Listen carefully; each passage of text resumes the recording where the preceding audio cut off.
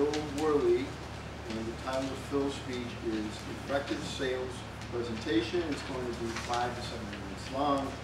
Please help me welcome Phil.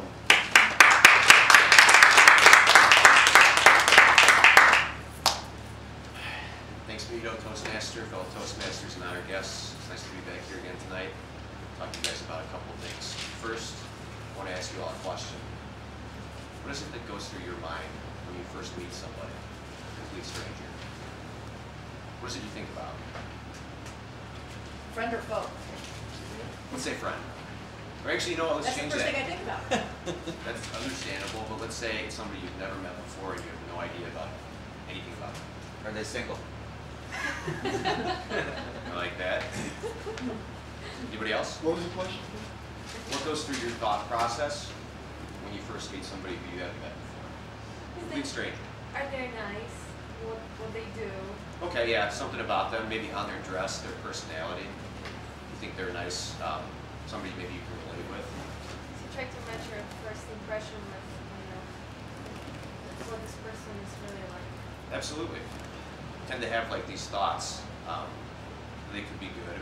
Hopefully they're good, but they could also be negative too, depending on the feedback that your mind processes and how you think about them. This kind of relates to what I want to talk to you guys about too today. What it takes to make a successful sales presentation. Because when you think about it, when you're making a pitch to somebody who you haven't met before, all those thought processes are running through their head. So you want to make sure that they see you in a good light. It's important. Because the odds are that you're probably not going to be able to sell an item to somebody if they find you undesirable.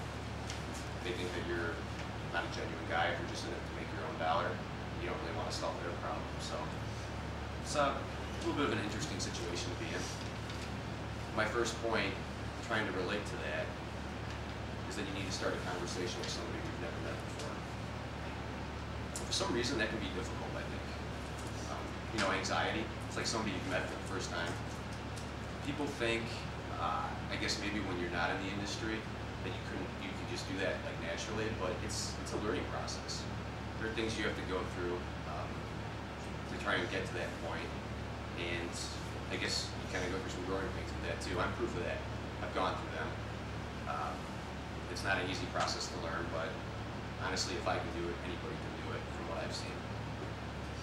So when you first meet somebody, you can't just jump up to them and like go into your pitch and start saying, hey, this is what I'm offering, this is what I want to sell you, will you buy it from me? Because they're going to be like, who the hell are you? Why would I buy it from you right now? As opposed to the next guy who's going to come here and talk to me. It doesn't work that way. And that was my biggest issue at first too, is because I tried to know so much about what it was I was selling, that by the time I got in there, I was so amped up about what I was going to say to the guy, it just came out like a mess. It wasn't professional, and yeah, they didn't buy from me. So you have to learn this process a little bit more and become a little bit more comfortable with what you're doing.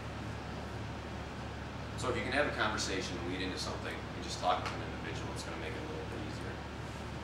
The second point, which is pretty easy also, is you just need to know what it is you're selling. I had that down. I knew what I was selling. It was easy for me to talk about what I was selling, but I just didn't have the natural process to make it effective.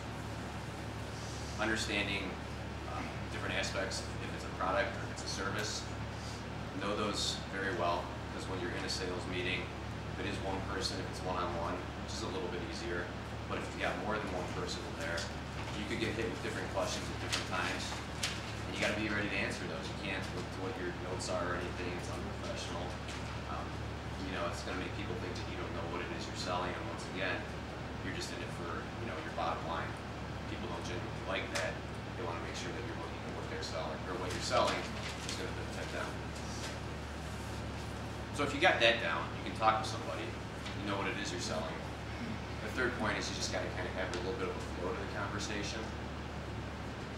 You got to have transitions between your words.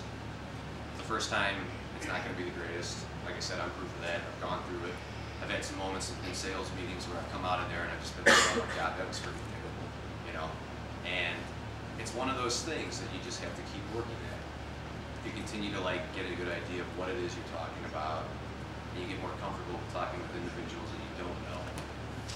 But the biggest concept I can think that's helped me is when you think about it, it's just people. They're just like you. There's no other reason for you to be intimidated by who they are, even though talking with somebody who's been in your industry that's related in your field for a while. I mean, if there's a 50-year-old guy and I'm coming in there for the first time trying to sell him something, obviously I'm going to be like, all right, well, I want to be on my game, but I also don't want to come off like I'm nervous or I'm, you know, I guess fidgety or whatever you want to call it. I want to be confident with what I'm saying and talk to him like I deserve to talk to him. People can read that too. People brush you off if you look nervous, if you know what you're talking about. So that's another thing you have to go through. Which leads me to what I want to do now. Give you guys a little idea behind it. Need somebody to volunteer and come up here with me. Anybody? Be brave. We do it? Sure. Come on up. Nice to meet you. So what I'm going to do right now is just give you guys a little bit of background on what I do. When I go into an account, I'm going to pretend that John's a buyer for an OSCO. Haven't met him before, and I'm just going to introduce myself and go from there. So here we go. Hey, how you doing? Pretty good. What's your name? John. John, nice to meet you. So you're the new OSCO manager over the account, right? Yep. Very good, very good. My old counterpart, he just got promoted, so I'm going to be coming in here. I'm going to handle a few things for you, basically take over his side of the book that we sell. I know you guys do pretty much your own ordering right now, which is fine. If we can have a little bit of time in here, I can show you what I can offer for you. Should have told you this. Selling wine, by the way. I knew that. Okay. Wine. Good man. Good man. I appreciate that. So you've been doing good. You've had some good sales in here right now. What I've got for you at the moment on your OSCO planner is that you guys have a supplemental out-of-department rolling. Basically, what's going on with that? You guys have Washington Wine Month.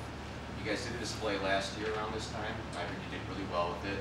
My counterpart informed me that you had some really good sales on some brands like Chateau Ste. Michelle, Red Diamond, and I believe you also did Columbia Crest, 2 wines of great estate out there. So, with that being said, I just wanted to see if maybe you wanted to give that another shot and roll with what we had in here before. Well, you know. Tell me what you think. I mean, if this is a good idea for you, if you think it might not work for you, we have other options too. I know I just met you also. That worked good last year, but we're always trying to do a little better. Sure. I don't want to just keep sales the same. I want to go beyond. I think, you know, now the area we live in, the wine drinkers around here, I think their tastes are more sophisticated. Okay. They want something maybe more. Do you think you might be maybe something like that? you think you might be going for a higher profile wine, maybe a little bit more expensive? Because it's a pretty good neighborhood you're in, right? Not too expensive. This Okay. is OSCO. Right. But I think it seems like a lot of the people that buy wine, they pretty much look at the name and the bottle. They're not real wine connoisseurs. No. And I do think that international labels just catch their eye really well. Sure. Well, we do have a good selection of imports for you too. On the cheaper side, we've got Yellowtail. We've also got Jacob's Creek, both Australians. From what I've heard, also you do pretty well with that. It's funny you say that about the labels, about what catches their eye. From what I've seen, like 90% of the customers, if they like the look of the bottle, they tend to buy it. So if there's something you think that I might have, maybe with the Australians, we could roll with a program like that too. Australia is good, but I was thinking something European. European? Australian, Okay. to me, is like another America over there. They speak English, I think they don't. Yeah, no, they do. They do. They do? They've got accents, but yeah, they do all right over there. Well, good enough. I mean, if you're not feeling the Australians, that's fine. European wines, we have some Spanish Tempranillos. Good selection of what we've got. I can show you a couple of those.